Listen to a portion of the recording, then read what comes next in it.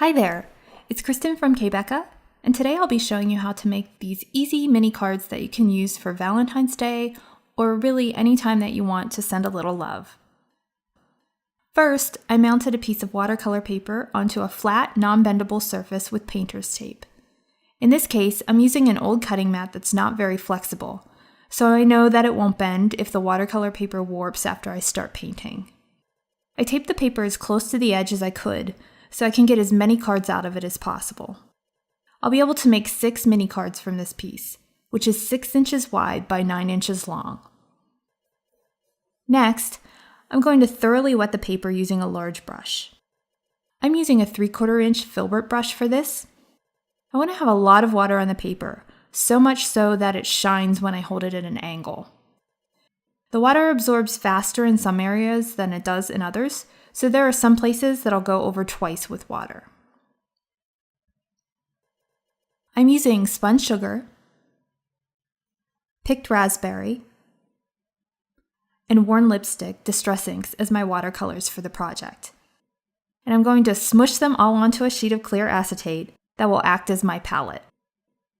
I usually use a large acrylic block for this, but the acetate is larger and allows more space for the inks and color mixing, which I really like.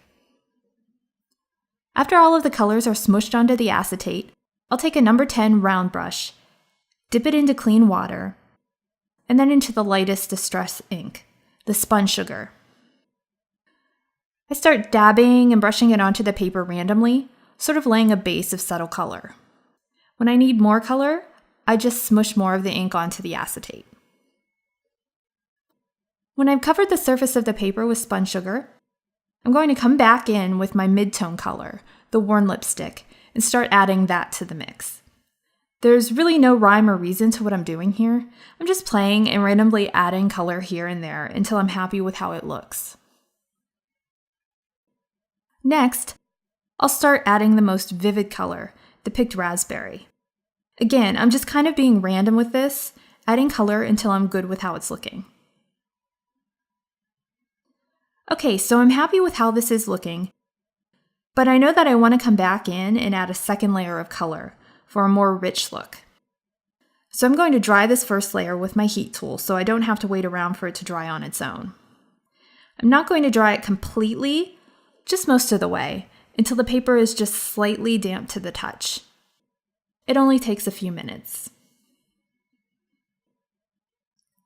Alright, so once my paper is dry enough, I'm going to come back in and add a second layer of color.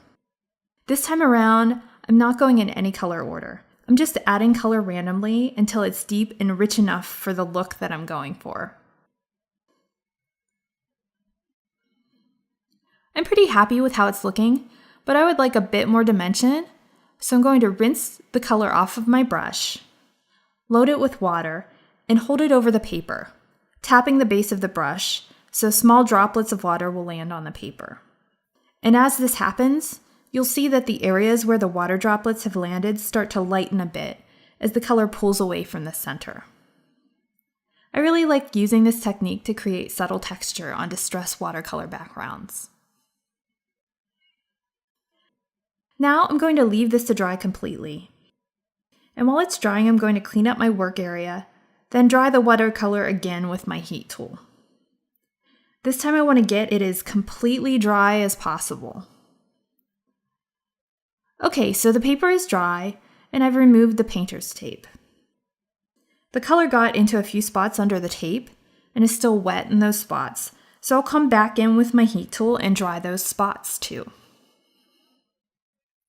Next, I'm going to cut the paper to 5 inches wide by 7.5 inches long, which is large enough for me to cut 6 2.5 inch by 2.5 inch squares for the mini cards.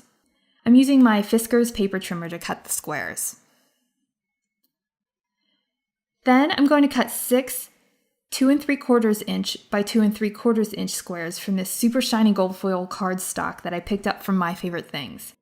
You know, I thought that I was starting to get over the whole gold foil thing, and then I saw this paper and was like, oh yeah, I'm gold foiling everything. Love it. Once I'm finished cutting my watercolor and gold foil squares, I'm going to cut 6 3-inch wide by 6-inch long pieces of white cardstock. And I'm going to score those at the 3-inch line to make my mini card bases. Before I start assembling my little cards, I'm going to cut a bunch of X's and O's from the gold foil cardstock using the My Favorite Things Die-namics stitched alphabet metal dies and a manual die cutting machine. Don't be surprised if you see more projects from me that feature gold foil stitch letters because I really love how these look. Now I'm going to start assembling the cards, and this part goes very quickly. First, I'm going to attach a gold foil square to the front of one of the card bases using regular double-sided adhesive.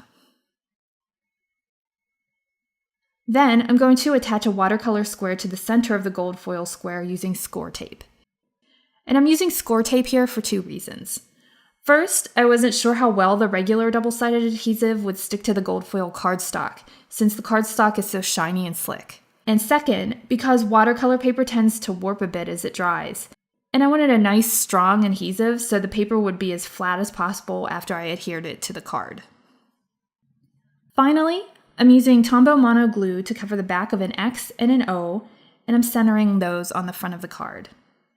And after the letters are glued in place, the card is finished. Once I got going on these, it took less than 5 minutes to put each card together. So I made all 6 in about half an hour. You can use these as gift tags on gifts, or as little notes to friends and family, or even lunch notes for the kids. Or you could use a hole punch to make a hole at the corner and tie it onto a gift basket or a bottle of wine with twine or ribbon. I hope that you enjoyed this tutorial, and if you'd like to see more videos like this one, please give it a thumbs up and subscribe. Thanks so much for watching, and I hope you'll tune in again soon.